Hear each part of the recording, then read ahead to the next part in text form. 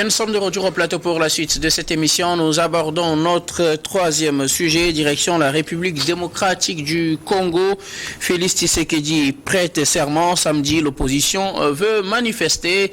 Alors, Moïse Katumbi et Martin Fayoulou, deuxième et troisième, donc à l'élection présidentielle, ou au scrutin qui se sont déroulés entre le 20 et le 24 décembre passé en République démocratique du Congo, ont émis un appel à manifestation pour le compte de ce samedi, jour même où le président Félix Tshisekedi doit prêter serment pour un deuxième mandat, pour un deuxième mandat à la tête de la République démocratique du Congo. Sa réélection est vivement critiquée par l'opposition tout entière et même l'Église catholique. La conférence épiscopale a aussi tout récemment sorti une note dans laquelle elle critiquait l'organisation de ces élections. On rappelait d'ailleurs, la CENI a réexaminé son rôle dans cette organisation des élections qu'on qualifie de mascarade ou de mal organisée de façon plus générale. Une manifestation, plutôt deux leaders qui appellent à la manifestation samedi, jour où le président Tshisekedi doit prêter serment pour un nouveau mandat. On sait qu'en ce moment, c'est la sécurité au haut niveau et c'est ce jour précis qu'on choisit ces deux leaders pour appeler à des manifestations à Charaf. Oui, bon, c'est un peu ça, c'est l'éternel débat sur le continent africain. Les élections débouchent toujours sur des contestations, parfois même sur même la violence inouïe. Aujourd'hui, les deux leaders, Moïse Katumbi et Martin Fayoulou, décident de manifester, et la manifestation est synonyme de la contestation des résultats proclamés par la CENI et la Cour constitutionnelle congolaise. On sait très bien que les décisions de la Cour constitutionnelle sont susceptibles de recours. Maintenant, est-ce qu'il faut se fier, disons, à cette vérité institutionnelle?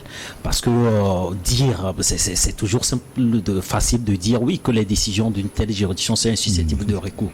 Mais est-ce que l'indépendance du juge constitutionnel qui a validé définitivement les élections, est-ce que disons l'émission de ces décisions-là sont faites dans toute objectivité? C'est la question qu'il faut se poser.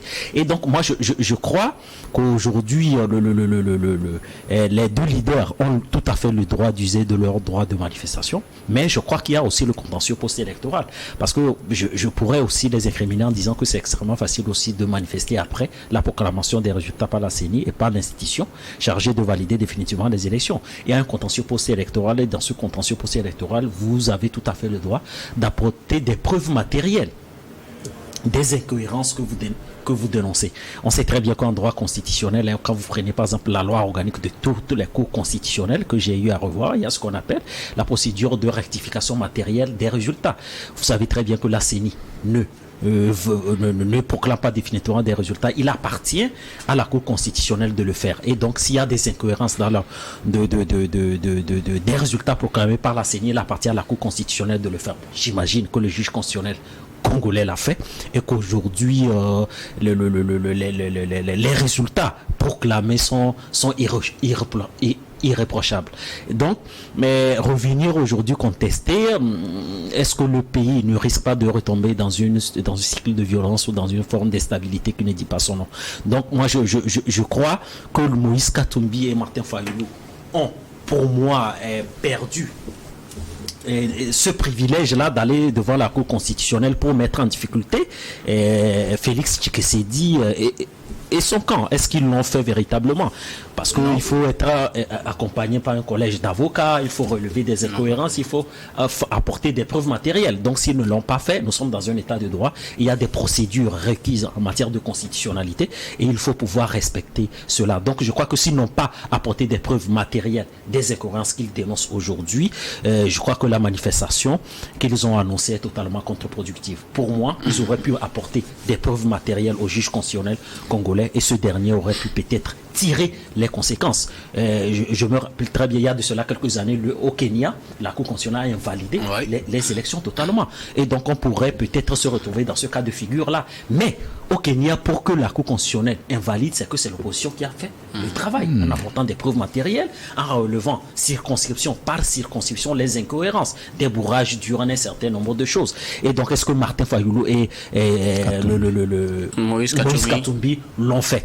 Non, s'ils ne l'ont pas fait, pour moi, la manifestation est contre-productive totalement. Louis Kamako, Félix Tshisekedi doit prêter serment ce samedi pour le compte de son deuxième mandat à la tête de la République démocratique du Congo.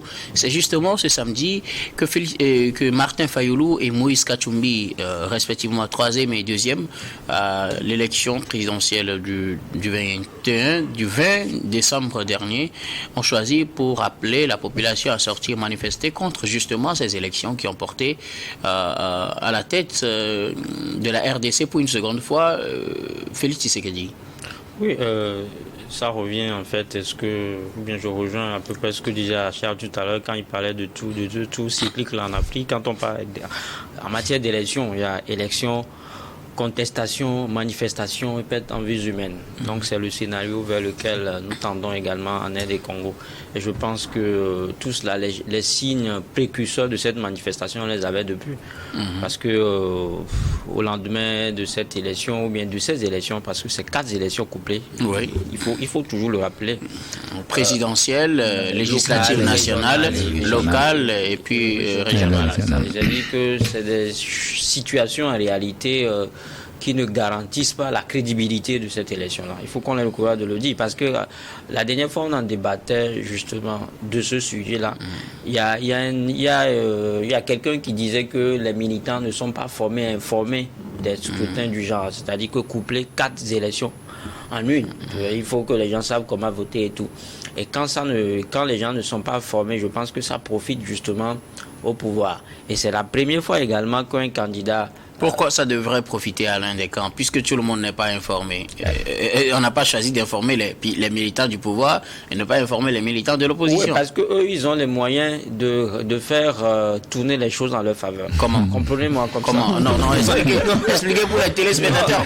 Parce que souvent le problème, c'est que c'est très facile de dire que non, comme on n'a pas fait ceci, ça avantage tel camp. Il faudrait qu'on comprenne dans quelle mesure on dit que ça avantage tel camp. Celui qui organise les élections, en réalité, c'est lui qui doit endosser la responsabilité. Voilà, justement, si vous parlez de responsabilité, je suis tout à fait d'accord. C'est le pouvoir qui organise, donc c'est à lui d'endosser la responsabilité. Le gouvernement qui organise. Le gouvernement, nous sommes en Afrique, nous sommes toujours dans un parti à État. Je ne refuse pas.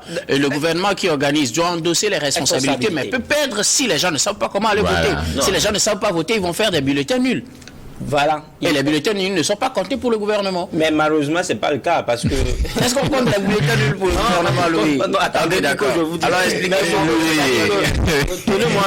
Tenez-moi juste au mot. Je vous dis, si les militants ne sont pas informés en fait, à comment ils doivent voter, ça avantage le pouvoir. Ça avantage le pouvoir. Comment? C'est le comment. Parce que c'est le pouvoir, justement, je me répète, c'est le pouvoir qui organise. Ce n'est pas assez clair pour expliquer.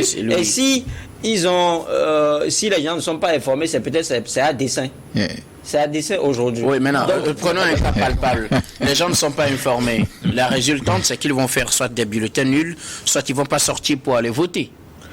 Soit, comme ils ne savent pas voter, ils vont faire des bulletins nuls. Voilà. Mais rien ne prouve que s'ils vont voter, ils vont voter pour tel camp et au dépend de tel camp, puisqu'ils ne savent pas comment ils vont voter. Non, vous savez pourquoi je vous le dis?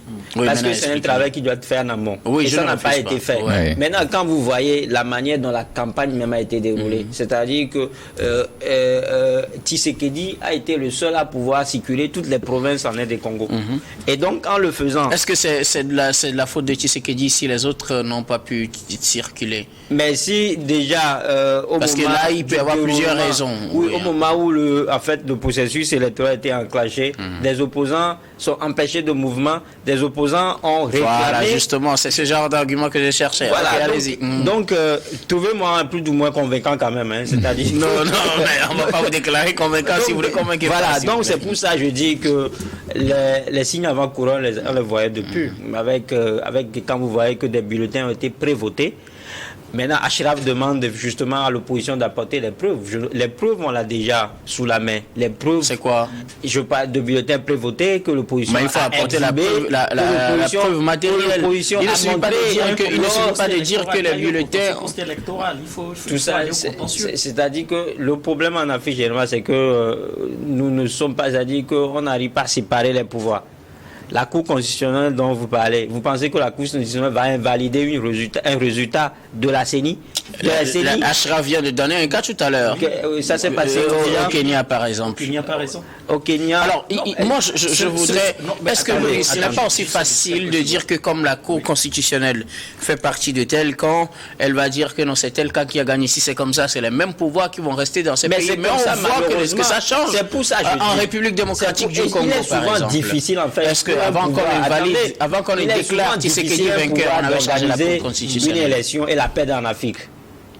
Est-ce que vous voyez? Ça, c'est ce qu'on dit, mais ce n'est pas toujours le cas. C'est pas ce qu'on dit, c'est la réalité qui saute d'ailleurs au jeu. Ce n'est pas toujours le cas. En fait. Je prends la RDC même. La RDC même, il y avait Kabila, mais Kabila est parti. Et pourtant, avant qu'il ne parte, on a vu ce qui s'est passé. D'abord, on a vu des dessous justement de l'élection de Tshisekedi. Il est quand même parti. On a vu que c'était une mascarade, c'était une négociation. Mais est-ce que pourquoi vous faites comme si... Et pourtant, il est parti quand même. Mais ce que moi, je voudrais dire, en fait, ce que je voudrais que vous nous expliquiez, ce que je voudrais que vous nous expliquiez, Louis, ce que je voudrais que vous expliquiez pour les téléspectateurs, je pense qu'on doit se comprendre sur ça. Je n'ai pas pour intention de faire le débat à votre place, mais expliquez-nous comment, si on n'explique pas le processus de vote, parce qu'on a couplé 4 élections, puisque votre argumentaire est parti de là.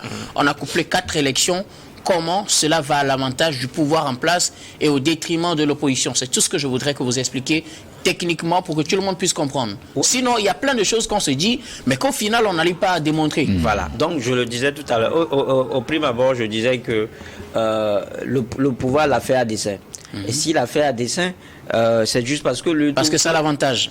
Mais là, comment ça l'avantage? C'était ça. Et je disais tout à l'heure que Tshisekedi avait eu l'occasion, lui, de circuler, de faire le tour de la aide des Congo pendant la campagne. Donc, au cours de la campagne, lui, il a la chance, mais lui, il a l'opportunité d'expliquer au moins... Comment ça va se passer? Oui, comment ça se passe, en fait. Aux votants. C'est ce que je dis. C'est-à-dire qu'au moins, ces militants ont eu une bribe d'information sur la chose. Ailleurs, les gens n'ont aucune information. Ils sont allés dans les bureaux de vote, et ils se sont mis à mélanger. Donc, au lieu de voter pour leur candidat, ils ont voté bulletin nul. C'est peut-être ça. Est-ce que je me suis fait comprendre, en fait? Oui, maintenant, justement, clair comme ça, c'est clair. Maintenant, vous pourrez avancer. C'est tout ce que je cherchais depuis. Maintenant, je me perds même dans le fil de mon raisonnement, mais c'est ce que je dis. C'est-à-dire que quand vous coupez 4 élections, ça n'avantage pas. Et donc on a maintenant l'opposition veut manifester le jour de prestation de serment. Est-ce que c'est productif? Productif, oui, parce que ils sont là, ils ont un motif. Et ça va peut-être compliquer la tâche à Tshisekedi parce qu'ils vont justement lui rendre la vie dure. Son deuxième mandat sera un peu mouvementé. Et après, quand vous voyez des gens comme Falilou dont on parle, ce sont des poids lourds de l'opposition congolaise, quoi qu'on dise aujourd'hui. Et donc soutenus par les églises qui jouent un rôle prépondérant en fait, dans la vie politique en Inde et Congo.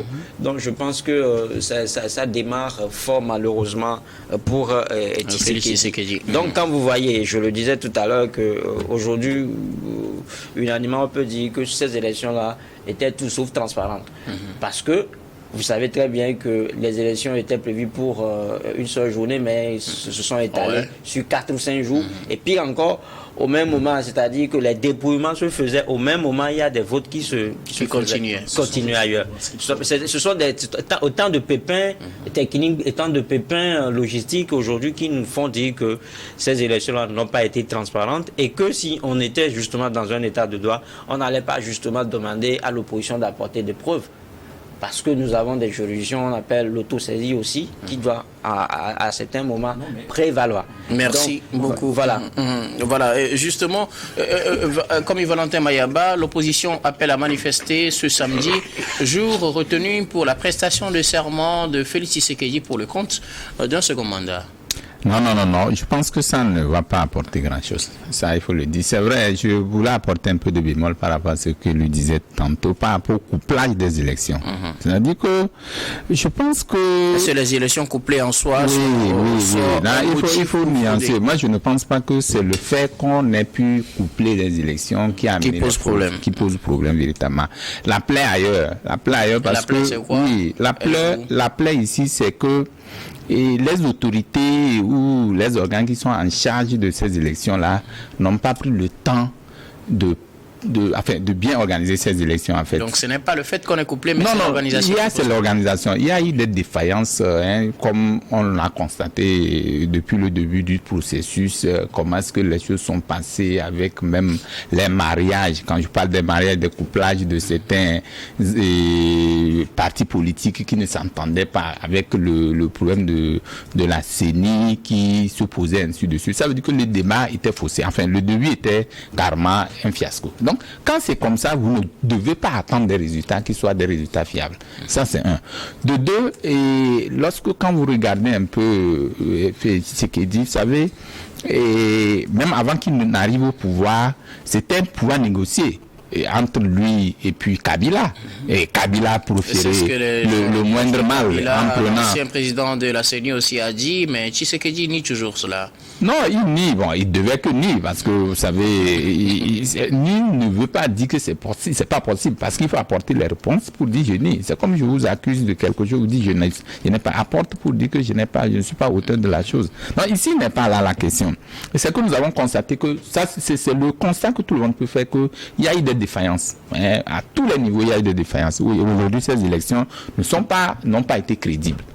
Et c'est difficile de dire concrètement si c'est Tshisekedi qui a gagné ou les autres qui sont en train de manifester qui ont gagné. Alors, quand c'est comme ça, et qu'on programme quelqu'un gagnant ou vainqueur, et que les autres n'ont pas pu apporter des éléments, c'est-à-dire les preuves matérielles, pour aller contre ce que la Cour constitutionnelle a dit, ça pose problème. Ça veut dire que ça n'a plus de sens. Vous venez, vous dites non, nous ne sommes pas d'accord. C'est comme ça se passe au Togo ici. On dit on n'est pas d'accord, mais on n'est pas en mesure d'apporter des preuves. Alors, dans ce cas, il faut préciser quelque chose.